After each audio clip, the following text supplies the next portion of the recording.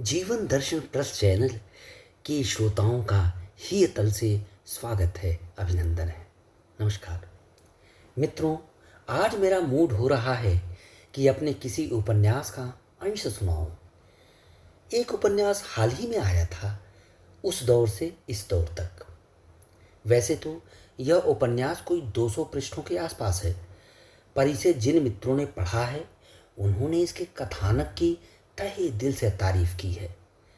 इस उपन्यास का कथानक कोई 4 पीढ़ियों की कहानी समेटे हुए है। संक्रमणशील समाज में परिवार में आ रहे नकारात्मक पक्षों पर इस उपन्यास में जमकर तानाजनी की गई है। आपको अंदाजा लग जाएगा कि लेखक का दृष्टिकोण कितना व्यापक है। उसे परिवार में आ रहे आपत्तिजनक परिवर्तनों पर बड़ा कोफ्त होता है। उपन्यास के इस भाग को मैंने जो शीर्षक दिया है वह है घातक प्रतिशोध। तो लीजिए उपन्यास का यह अंश पेश है। वह बड़ा अजीबो गरीब सवेरा था। सूरज की धूप में सीलन सी आ गई थी। छत की मुडेर पर एक गीध फड़फड़ा कर आ बैठा था तथा ड्राइंग रूम का झूमर अपने आप नीचे आ गिरा था। ऐसा लगा कि जैसे घर में भूतों का वास है। तब सविता झूमर गिरने से हुई तेज आवाज से जगकर उसके बिखरे मलबे को निपटाने की युक्ति कर रही थी, जबकि घर में दूसरे लोग सवेरे उठकर नित्य कर्म से निपट रहे थे।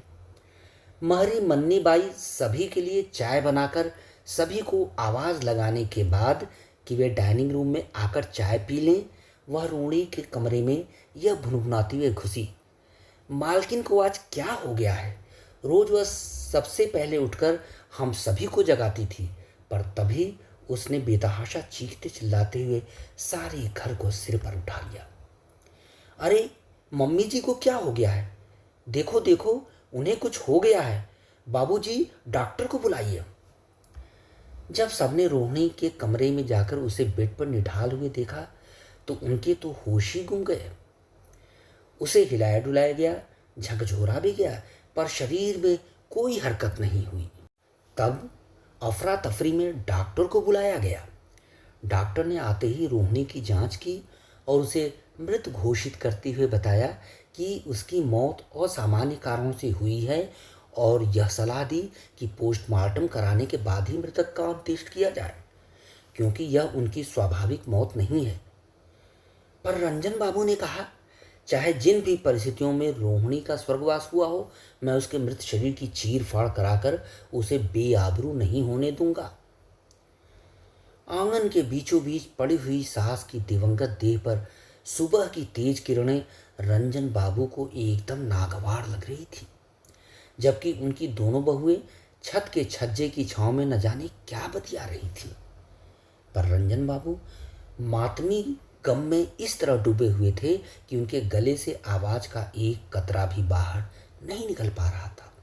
यद्यपि वे वहां एकत्रित लोगों से चिल्ला चिल्ला कर कहना चाह रहे थे कि रोहिणी को तपती धूप से हटाकर छाया में लिटा दो, पर उन्हें अचंभा हो रहा था कि कोई उनकी बात सुन क्यों नहीं रहा है।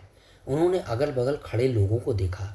उनकी चीख पर उनकी ओर से भी कोई प्रतिक्रिया नहीं हो रही थी। तभी उन्हें लगा कि वहां उपस्थित लोगों के रोने की आवाज में उनकी चीख दब गई होगी। फिर उन्होंने माथा पीटा। अरे मैं तो सिर्फ अपने मन में बातें कर रहा था। मन का आलाप प्रलाप सुना कैसे जा सकता है? मन की आवाज तो सच्चे मन से ही सुनी जा सकती है। अब यहाँ सच्चे मन वाला कौन है? तभी मन्नी बाई ने आकर उनका ध्यान भंग किया। बाबूजी, आप खुद से क्या क्या बतिया रहे हैं? इस समय अम्मा जी को नहला धुलाकर गंगा घाट ले जाने का इंतजाम हो रहा है। उन्होंने कान खुजलाते हुए कहा, बहुओं से कह दो कि बच्चों को रोहिणी से दूर ले जाएं। पता नहीं उनके कोमल मन पर उनकी दादी की अचानक मौत का क्या असर पड़े। अच्छा ही होता कि इस छुट्टी के दिनों में उन्हें उनके हॉस्टल में ही रहने दिया गया होता। गंदे लोगों के बीच रहकर वे भी गंदे हो जाएंगे। मन्नी बाई ने पल भर को उनके चेहरे पर डूबते उतराते भावों को पढ़ा। फिर नाक सुड़कते हुए रोहिणी को नहलाने के लिए गंगा जल लेने चली गई। कुलकर्णी परिवार में महरी मन्नी बाई के कारण सारे सदस्य सक्रिय नजर आते हैं। इतना ही नहीं, यहाँ यदि सभी की मना स्थिति भांपने वाला कोई व्यक्ति घर में जगह जगह मौजूद होता है तो वह काम वाली मन्नी बाई ही है। औरत होने के नाते भी उसे bedroom, private room, store, kitchen आदि सब जगह आने जाने पर किसी को कोई आपत्ति नहीं है। उसे ही पता होता है कि परिवार का कौन सदस्य किस आचार विचार का है और उसका अन्य सदस्यों के साथ कैसा रिश्ता है, कौन किसका हितैषी है और कौन सिर्फ अपने मतलब से मतलब रखता है। और तो और उसे यह भी पता होता है कि किसके मतलब पर उस किसकी आवश्यकताओं की आपूर्ति किसके द्वारा हो सकती है। इस प्रकार मन्नी बाई का हाथ पूरे परिवार के नब्ज पर था। वो भली भांत जानती थी कि बदमिजाज होने के कारण रोहिणी का बाबूजी के साथ 36 का आंकड़ा था। उसमें बाबूजी के प्रति स्वाभाविक सहानुभूति उत्पन्न होने के साथ साथ दोनों बहुओं की उनके प्रति स्वार्थपूर्ण मनोवृत्ति की भी पूरी जानकारी थी। जब वह घर में होती तो वह बाबूजी की अधिकतर बातों का ख्याल रखती। किस चीज़ की उन्हें कब जरूरत है वह उन्हें यथा समय उपलब्ध कराती, वरना इस उपेक्षित बूढ़े के बारे में किसे क्या चिंता होती। बहरहाल बाबूजी के प्रति उसके इसी रवैये के कारण रोहिणी उससे उखड़ी उखड़ी रहती थी और एक दिन तो वह उससे यहाँ तक कह बैठी कि मन्नी भाई, अपनी औकात में ही रहना, मेरी जगह लेने की गुस्ताखी कभी मत करना, वरना। मन्नी बाई रोहिणी का आशय समझ गई थी। तब उसने तत्काल कहा, बाबूजी मेरे लिए पिता समान हैं, वे रिटायर्ड और बूढ़े हो चले हैं, वैसे भी वे बड़े सज्जन आदमी हैं, इसलिए उनकी खिदमत करना मेरा धर्म बनता है। तब रोहिणी ने नाक भौं सिकुड़ते हुए कहा, मैंने तुमसे कुछ गलत कहा क्या? अगर मुझसे जमाल लड़ाने की कोशिश की तो तुम्हारा कान पकड़कर तुम्हें बाहर का रास्ता दिखा दूंगी, भले ही तुम हमारी सेवा बरसों से कर रही हो। रंजन बाबू दोनों के बीच हो रहे वार्तालाप को सुनकर झेप गए थे। यह सोचकर मायूस भी हो गए कि रोहिणी के मन में कैसी उलझुल बातें चलती रहती हैं। और हाँ, मन्नी बाई ने भी उसकी मनस्थिति को भांपते हुए उसका करारा जवाब दिया है। उन्हें मन्नी बाई की सुलझी सोच पर बेहद फख्र हुआ। कहने को वह छोटे घर की मजदूरनी स्तर की औरत है, पर वाक चपलता, तर्क शक्ति और मनोविज्ञान हमारे कांये बहुओं से कहीं ज्यादा प्रखर है। तन मन से साफ सुथरी है, आदर्श आचार विचार भी है। वे सोचने लगे, क्या मुझे मन्नी बाई जैसी एक अदद बहू नहीं मिल सकती थी, इतनी सीधी साधी और समझदार, हाँ भावुक और जज्बाती भी। आखिर सविता और नीता में ऐसा कौन सा हुनर है जिसकी तुलना मन्नी बाई से करके उन्हें बेहतर साबित किया जा सकता है। बहुएं तथाकथित ब्राह्मण होकर भी इतनी गंदी हरकत करती हैं कि उन्हें शास्त्र सम्मत शूद्रों के बराबर भी नहीं रखा जा सकता। बस जाति से ही उनसे वह छोटी है, विचारधारा, आचरण और सेवा भाव से तो वह उनकी परदादी लगेगी। यूं भी अगर वह पढ़ लिख कर उनके बेटों के ऑफिस में कोई कर्मचारी होती तो संभवतः बेटों का दिल उस पर आ ही जाता। ऐसे में मन्नी बाबू उनकी बहू होती और वह इस कुलकर्णी घराने को काफी ऊंचाइयों तक ले जाती। रंजन बाबू ने अपने माथे पर चट से हाथ मारा। फालतू में मैं क्या क्या सोचे जा रहा हूँ। दीवा सपने देखने की आदत इस रिटायर्ड लाइफ में भी नहीं गई है। बहरहाल आइंदा अगर मन्नी बाई उनकी खिदमत में लगती है तो वे उसे झिड़क कर कह देंगे, तुम मेरा इतना ख्याल मत रखा करो, आखिर तुम नौकरानी हो, मेरी बहू नहीं। तभी मन्नी बाई अपने कामकाज से फारिग होकर घर जाते हुए उनसे मुखातिब हुई, बाबूजी आपका चाय नाश्ता टेबल पर लगा दिया है, गुसल खाने में तौलिया और कुर्ता पाजामा ही पहुंचा दिया है, पूजा घर की भी सफाई कर दी है।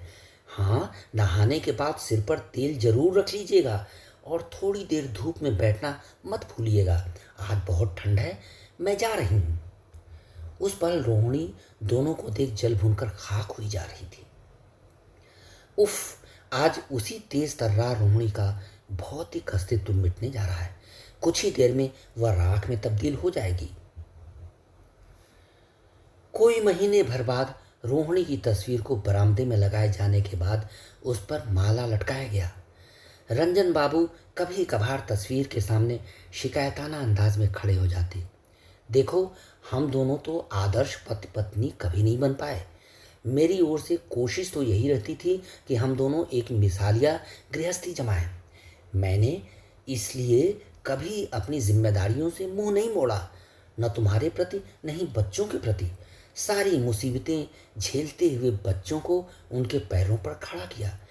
लेकिन आज मैं अपनी बहुओं की कारगुजारियों के सामने मजबूर और कमज़ोर पड़ गया हूँ। बेटे भी कोई तवज्जो नहीं दे रहे हैं। अब तुम ही कोई रास्ता सुझाओ। उधर रोहिणी का क्षणभंगुर शरीर पंचतत्व में विलीन हुआ और उसकी चिता से भी धुएं उठ ही रहे थे कि इधर अश्विनी फिर प्रकट हो गया। उस शाम जब सभी रोने धोने के बाद पार्थिव शरीर को लेकर दाह संस्कार के लिए जाने को थे, तो रंजन बाबू ने उसे धीरे से घर के अंदर दाखिल होते हुए देखा था। पर शोक सागर में निमग्न होने के कारण उन्होंने मन ही मन कहा, ऐसा लगता है कि जैसे सब कुछ एक नियोजित ढंग से हो रहा है। अश्वनी के रास्ते की सबसे बड़ी बाधा रोहिणी थी। जैसे ही वो बाधा दूर हुई, वह कैसे बेखटक आ धमका। फिर मन के एक कोने से आवाज आई, अगर रोहिणी ने अश्वनी पर पाबंदियां नहीं लगाई होती तो बेशक वह जीवित होती। रोहिणी की मृत्यु के कोई 2 हफ्ते बाद उन्हें एक अजीबो गरीब जानकारी मिली कि मार्केटिंग करते समय बहू सविता का गर्भपात हो गया। उन्होंने अपना माथा पीटा, फिर खुद ही बहल गए। चलो, सविता का एक बेटा सूर्यस तो आबाद है ना। वो भले ही उनसे दूर रहकर शिमला में पढ़ रहा है, पर वह इसी घर का चिराग है। लिहाजा उन्हें गर्भपात वाली बात मनगढ़ंत लग रही थी। सविता का गर्भपात तो पूरे होशो हवास में कराया गया हो गया। निसंदेह इसके पीछे भी अश्वनी की ही मिली भगत होगी।